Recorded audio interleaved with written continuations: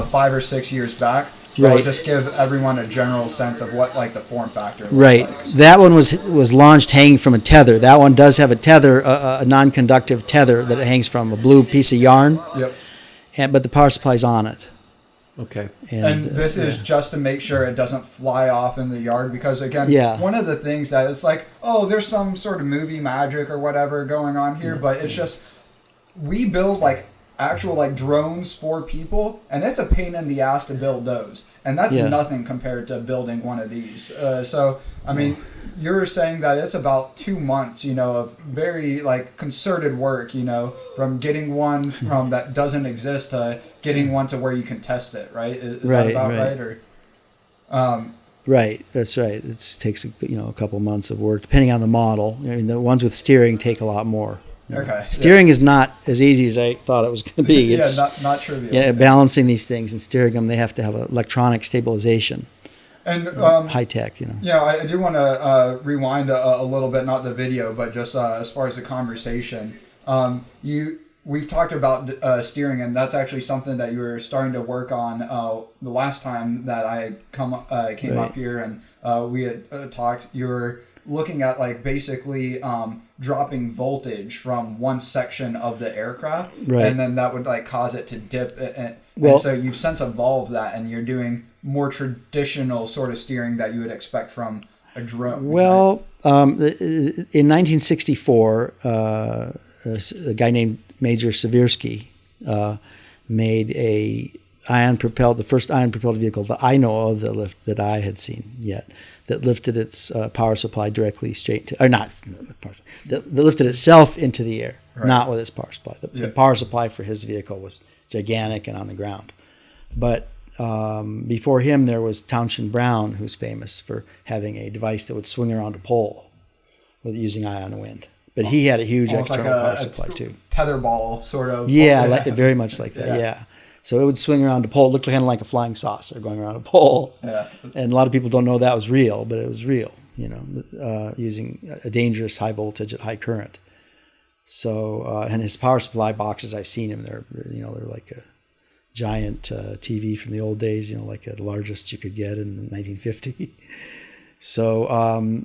Anyway, those televisions had a transformer inside that has high voltage, and that's what he powered it with.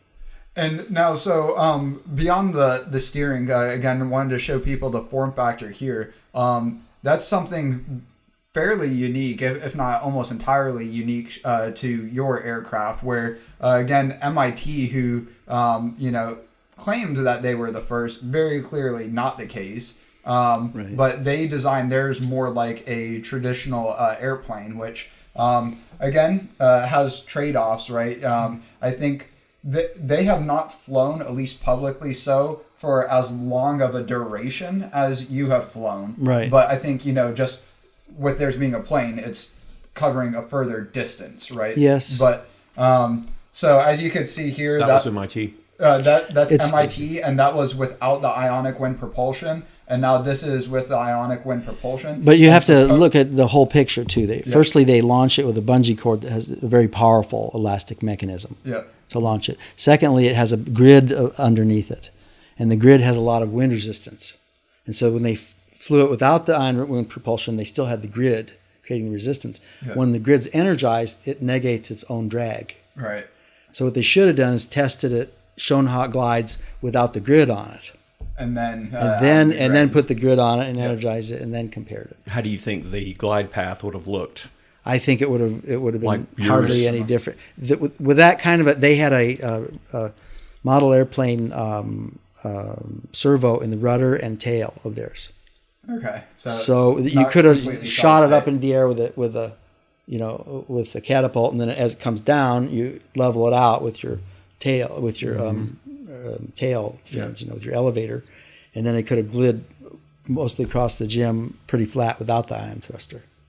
Yeah, so it's not quite clear how much leveling they got from the ion thruster, but it doesn't matter. It was in 2018, and mine started lifting its power supply vertically in 2006. Wow, yeah. And then in 2017, mine was flying for almost 2 minutes. It's recorded. Yeah. And it's been patented legally since 2014. And again, 2015.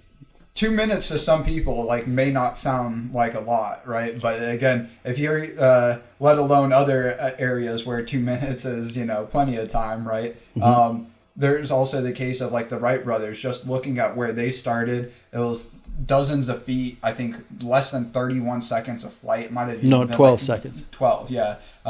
And then you look at 2 minutes and just fast forward another 50 years. I always like it's kind of cliche, but yeah, you got the Wright brothers taking a flight December 1903. By 53, we have supersonic jets capable of dropping nuclear warheads, right? Maybe not the most ideal use for aircraft, but it showed a significant amount of progression and relatively speaking, not so much time. And that's what gets me so excited about this is even going from 2006 to 2056 or 2016 to I know already it's going to be right? much better than it is already. And it's already likely to fly for much longer than 2 minutes. And I could see how to maybe make it an order of magnitude better, in short order. Yeah, you mentioned